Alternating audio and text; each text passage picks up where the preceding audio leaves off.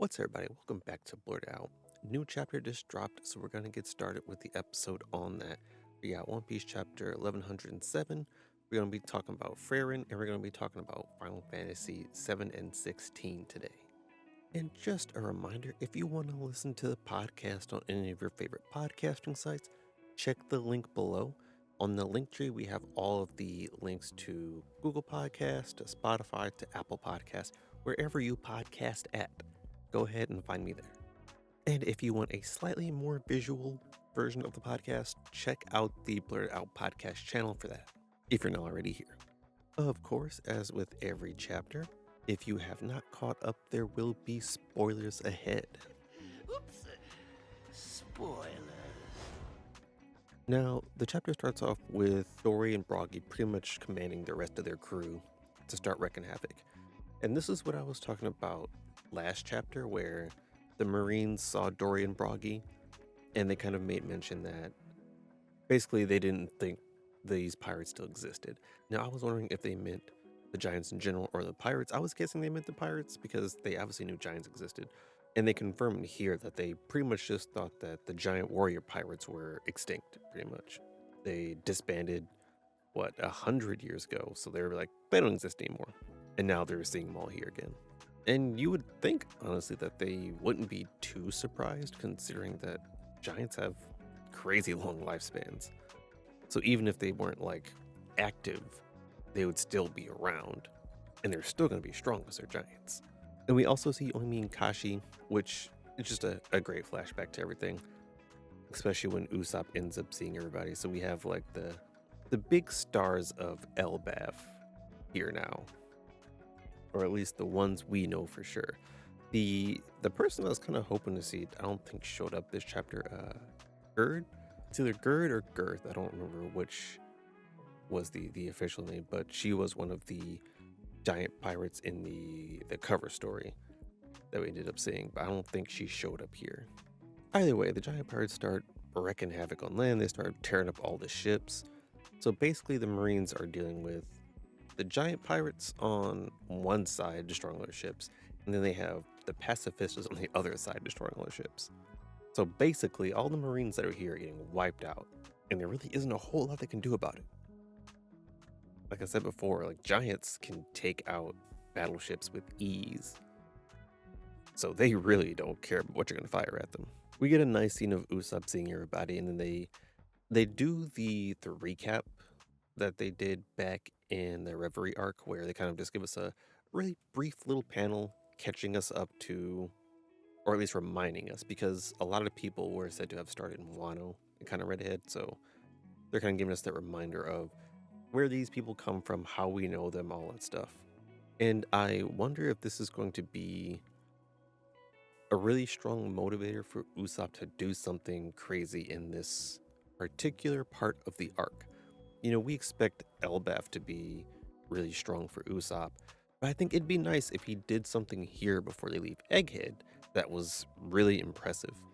I want him to show off in front of the giant pirates. I really want that. Now, Brook and Lilith are still skating by on Thousand Sunny, and they're flying through the ice. They still don't have a way to stop. Now, based on what Lilith says, which is if they fly off the edge, they're going to be fried by the barrier. It means either two things. That barrier is going to get destroyed before the Sunny gets to the edge, which means it's just probably going to fly off into the water. Or someone's going to come in and stop the Sunny. Now, I don't dislike the idea of the barrier being destroyed just because that's what the Marines have been trying to do ever since they got here. They're trying to break down the barrier so they can actually lay waste to the rest of the island. So if they break down the barrier just in time for the Thousand Sunny to launch off, I think that would make a lot of sense. Otherwise, I'm not entirely sure how they're going to get these Sunny to stop. Now, it does sound like Lilith has a plan in mind, so something's going to happen one way or another. She's got something she's going to try at least, but they don't really mention what that's going to be. Now, Jinbei is still moving in towards the Zoro and Lucci fight, and when we actually get to the fight, they're still over here clashing. And it doesn't seem as one-sided as people were making out to be, whether it be on Zoro's side or Lucci's side. It's definitely just them clashing And Lucci is just, I mean, he's being Lucci, but he's talking some smack.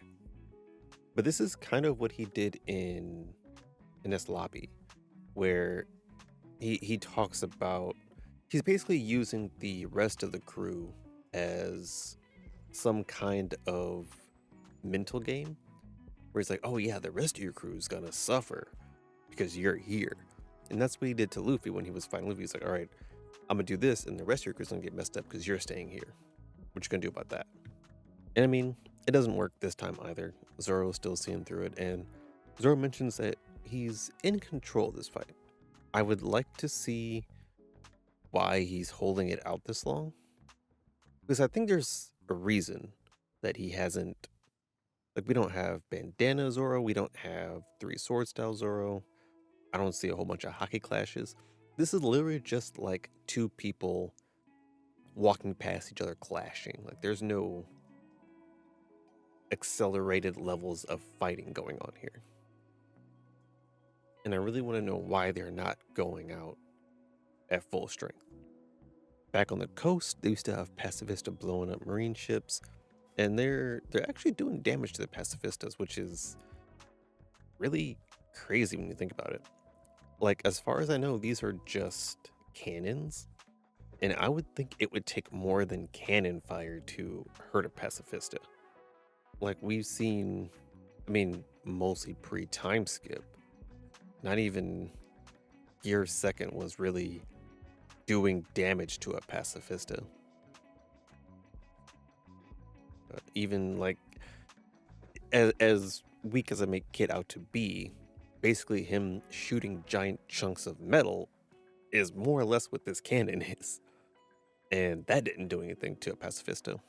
But these new models, like these egghead models, are somehow getting dusted by cannonballs. Doesn't make a whole lot of sense to me. Maybe they got like hit with, maybe they've just been bombarding this one with cannonballs for like an hour and it's finally down, but that still doesn't make a whole lot of sense to me. Zipping back to the fight with Saturn, Luffy, and everyone else, we get Bonnie talking about how she's been looking for Nico. And Luffy obviously has no idea what she's talking about. He doesn't know any of the Sun God lore. He just knows Gear 5th. That's what this is to him. And he makes it a point to mock Bonnie's like flimsy Gear 3rd Nika-ish punch. And it's confirmed that she was trying to be like Nika, and that's pretty much what we were told. But the exact way she says a big rubbery attack like you, so that's straight what she was going for, was pretty much the idea of a Luffy attack. The only weird thing I say about that is maybe it's not, definite, but I feel like she would have seen one of Luffy's punches before. Maybe she just hasn't seen a Gear 3rd punch, but it's so recognizable as Luffy's fighting style. That would be a really strong giveaway. And we got Saturn here still talking smack. Luffy finally realizing that Vegapunk got hit, so now he's going to go in on Saturn. And he starts laying down a Booming Dawn Gatling. So this is like the Gear 5th hockey Gatling. We got to have the evolutions with every gear. And Saturn's just taking punches, taking damage, and he gets launched out of the area again. And at this point, I'm like, when Saturn first powered up, I was like, okay, Saturn ain't to be messed with. But this is like the, I don't know, second or third time that he's been launched somewhere, that he's got beaten up, and he's kind of just taking it. So I'm kind of like, is there a limit to your powers? Do you have to like do everything you need to do and then fall back? Is there a reason you're not being as epic as you were when you first got here? Kind of want to see if there's more explanation on that. And I mean, by the end of the chapter, he doesn't seem too like worse for wear. Like, he's not, bending over, croning or anything. He's just like, jeez, I got punched again. But I would like to see more performance from him. Because I mean, even here, he tries to stop Luffy by using his eyeball beams, whatever that is. But Luffy kind of just tanks that. Like it does damage, like Luffy's coughing up blood from that. So that's whatever attack that is, it's bypass. It's not like a concussive attack because we know that doesn't really do damage to Luffy. It seems to be some kind of internal damage based on if he can see you.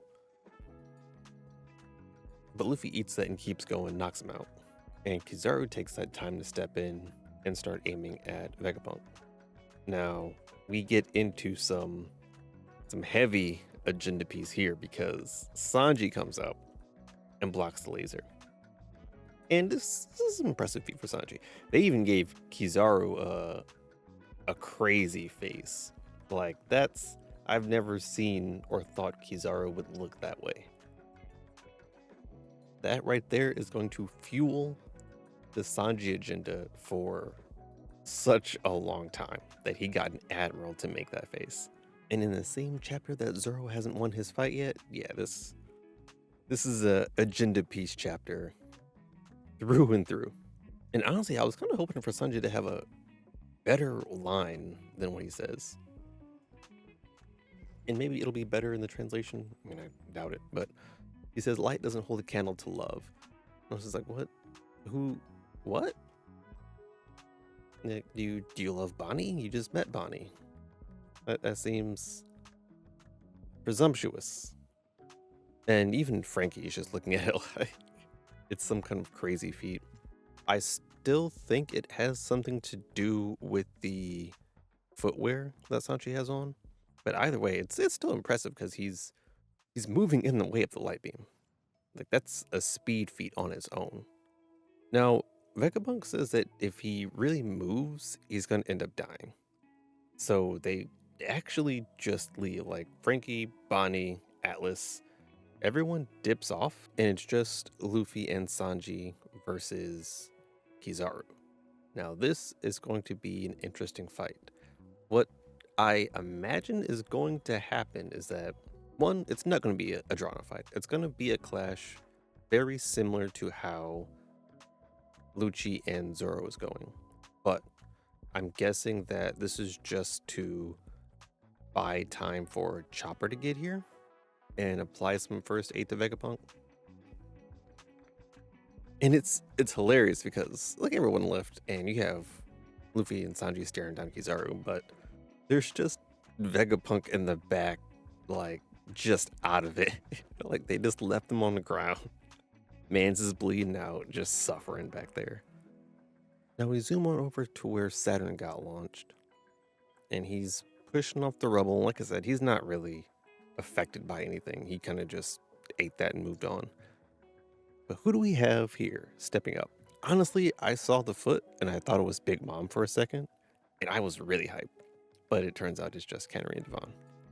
Which means the Blackbeard pirates are officially on Egghead. We saw their ship moving towards it, but now they own land. And apparently this was part of their plan all along to what essentially is get a copy of Igorose. Because Katarina comes up, touches his leg, and says mission complete. Now, if I had to guess based on how her powers work and how Mr. 2's power work, she has to make contact with the person she wants to turn into. So she makes contact with Saturn's leg, and she just says mission complete. So that means, I'm pretty sure that means she can now turn into Saturn. And Van Ogren's also here, who has been putting in work, might I say. Like, he was part of the pudding capture. He was part of the law fight. Bruh's here on Egghead now. Augur should be right-hand man. Forget Burgess, forget Shiryu, Augur. We putting money in Augur stocks. And I still stand by my statement where the Blackbeard pirates are pretty much trash, but we got some golden gems here. Augur being one of those gems. I was not familiar with his game, but you know, I'm coming around to it.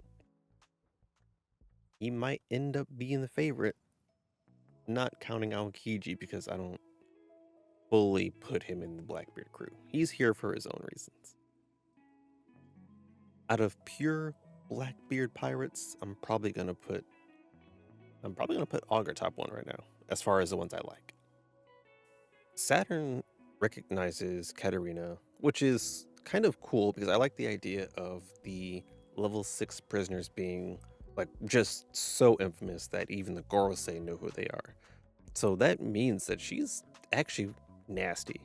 Like she was doing some crazy stuff before she was on Blackbeard's crew.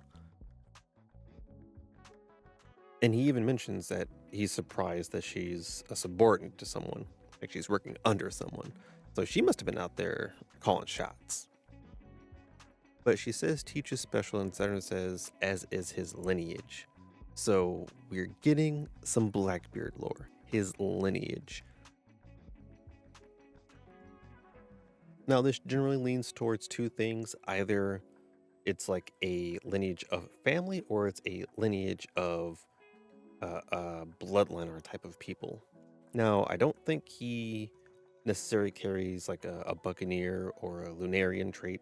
I think it's more his lineage, as in his family. I think he comes from a family with a special lineage. Now, this could just be referencing the D clan, but I think it's very specific to Blackbeard and who he is. Which would also point out, why he could have multiple devil fruits, why Marcus said that his body makeup is different. I think all of that kind of comes together here in this statement. I have to suspect that they were given this information because when they first brought on Blackbeard as a Chichibukai, he was an unknown talent. They did it because he brought Ace and they were like, all right, give this guy a title. But now that he's saying he has a special lineage, it seems like they know more about him, which I would assume comes from the discussion with Shanks. When Shanks came and said, I need to talk to you about a certain pirate, I have a feeling he was talking about Blackbeard.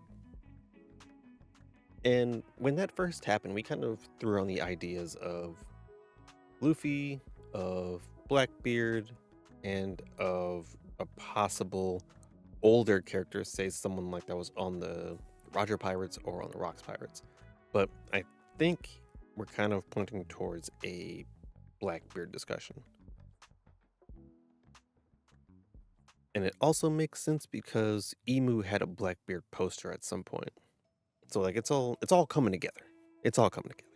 Now, when he asks about what they plan to do with all this stuff that they've been gathering, because we know the Blackbeard pirates have been moving, like they're getting poneglyphs, they're getting rubbings, they're taking land, they're getting devil fruits. And Van Augur says that their goal is to pretty much capture the world. Their goal is the world, Sekai. And that's, to me, I think that's bigger than Pirate King and One Piece. Now, I think those two things come along with the world, but Blackbeard's goal doesn't stop at finding the One Piece. He's looking at some world domination type stuff. And Saturn makes a quick jab at them, but Augur uses his power and warps away. And Saturn more or less just lets it go. Which I don't get why they keep just letting the Blackbeard pirates go. Like, they let them go at Marineford. They let them leave the island that Kano was pulling up. They really just like, all right, they're leaving. I'm sure that'll be okay. That couldn't possibly turn out bad for us. And we're going to watch it turn out bad for them. Like, you don't find it even the slightest bit suspicious that she walked up, touched your leg, and said mission complete. You don't want to check in on that at all.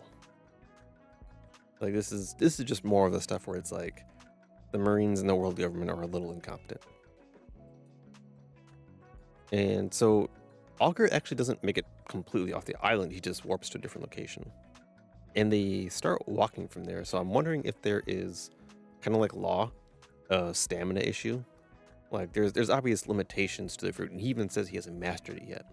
But I'm wondering if like he can only go a certain distance and then he has to recharge for a bit. And as they're walking, they ended up running into Caribou, which we've been waiting to see. We figured he was here doing something.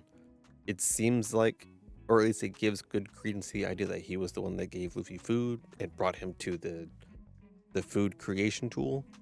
but now he's talking about joining the Blackbeard Pirates.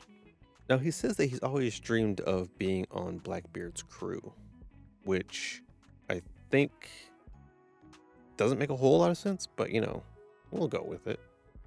I don't know if we have an exact timeline of Caribou's launch into fame, but he was a well-known pirate at the beginning of the 2-year time skip. Blackbeard really wasn't a big name until Marineford. So that would mean, if this is true right here, Caribou set sail between the 2-year time skip and got a big bounty in between that time.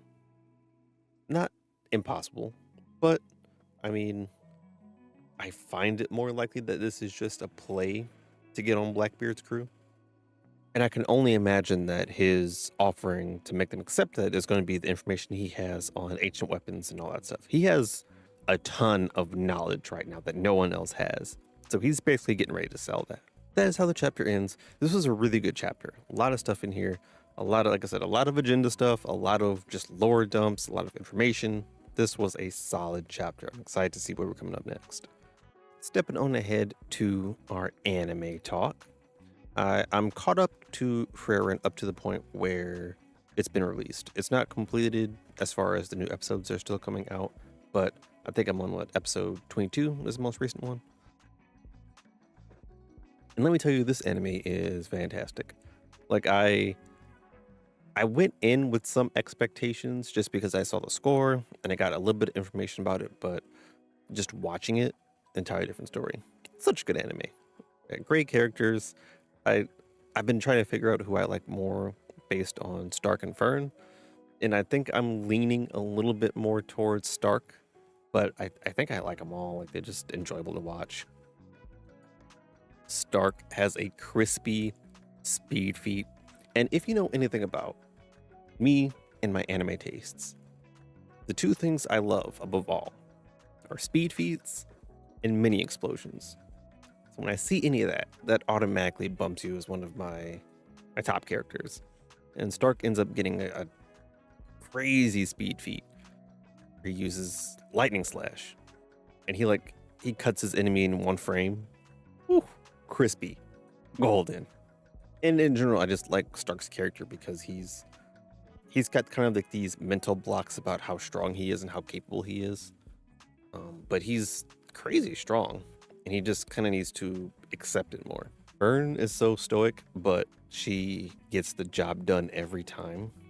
She's so much of a competent mage, which is interesting considering the two people that pretty much raised her are very not serious. They're not organized, which is Hyder and Frieren, but she still ended up as this completely organized, just very set on one path stoic character who has her moments. Every once in a while she'll have a pouty moment or a happy moment, which is, we love that. But she's such a straight and narrow character. And Farron's just OP. Because she's been around for over 1,000 years, she's just so strong. And I really enjoy how they discuss, because the anime is from her perspective and how things change over time, because she's an elf. So where normal people have a 80, 100-year lifespan, if they're lucky, she's been alive for over 1,000 years. So she's seen so much change. And one of the most interesting things is there was a demon who had basically crafted a style of killing magic that couldn't be stopped. It was one shot, one hit, one kill, instant. And over time, they studied it and they learned ways to counter it. So when this demon comes back and he's using his magic, which is yeah, this is my kill match, you can't stop this. It's so outdated that they can just use normal spells to block it. And he's oh, okay, that's different. And this spell that was so widely feared and so just offensively capable just becomes, it's such a normal spell now. That's, if you were to do a casual attack, that's what it is. And the series is filled with things like that where it's just showing how the passage of time is changing the world around Frieren. And she doesn't exactly move with that passage because for her, you know, hundreds of years is months. Time just doesn't feel the same to her.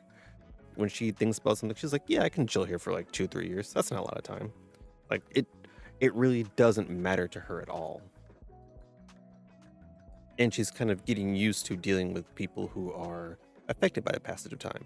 Because Stark and Fern are both young. They're like early 20s, very early. I think Frieren's probably, I think, over 1,000 or something.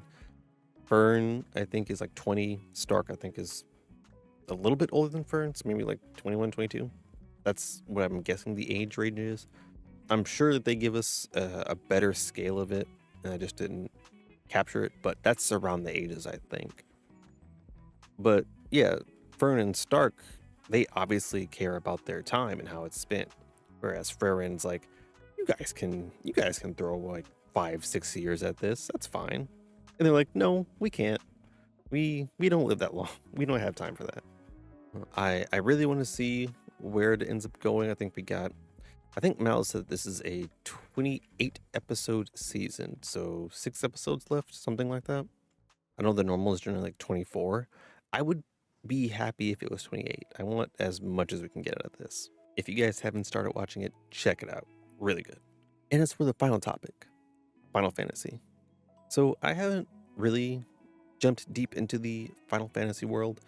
I played 13 some time ago, didn't really like it. And I saw that 16 and 7 were on sale. So I picked them up. I have them both on a PS5.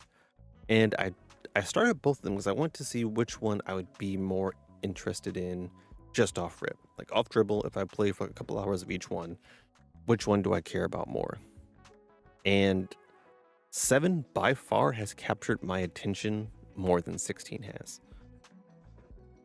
And as far as I understand, 7 is supposed to be, the Final Fantasy.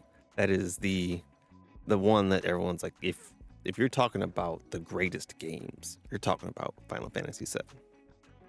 And I can see it. Like it carries such a strong element of game. Like it's not a cinematic game. It's not a Last of Us where I'm watching cutscenes of movies. It's not just like a base element game. It's just a rounded out RPG game. It feels so good to play. And also Tifa's in it. If you don't know who Tifa Lockhart is, you're lying because you know who Tifa Lockhart is. The combat's fun, the story's fun. I like there's cutscenes, and then there's like mini cutscenes. I really like the mini cutscenes because it kind of it has that era of older RPG to it. Like the characters are kind of just, moving around, bounce around as they talk. They do cool hand signs and stuff. It's just really set aside to the idea of this is a game, and I love it. I haven't gotten too deep into the story. I think I'm only on like chapter 4, and I think there's over 10 chapters. So like I still got a lot to go, but I'm really enjoying it so far. Like obviously, I think Tifa is going to be my favorite character. I like Cloud. Didn't think I'd like him that much. I like Jesse. Barrett's okay, and the rest are also okay. I think as we go on, I'll see if I like them more, but for now, Tifa, Cloud, and Jesse are my favorites. On a slight side note, but still in gaming, I really want to bust open Persona 3. Like, I'm debating if I should do it while I'm playing Final Fantasy, because I don't want to rush through Final Fantasy and, get that experience out the way just for Persona, but I really want to play Persona. So I'm going to see how that works. I'm probably just going to stick with Final Fantasy, but not rush it, and then be getting on that Persona. But that will be all for today. Let me know how you feel about the chapter. Let me know if you started Frieren. If you haven't, please go start Frieren. It's so good. And then tell me about your games. What you playing? I'll catch y'all in the next one. Peace.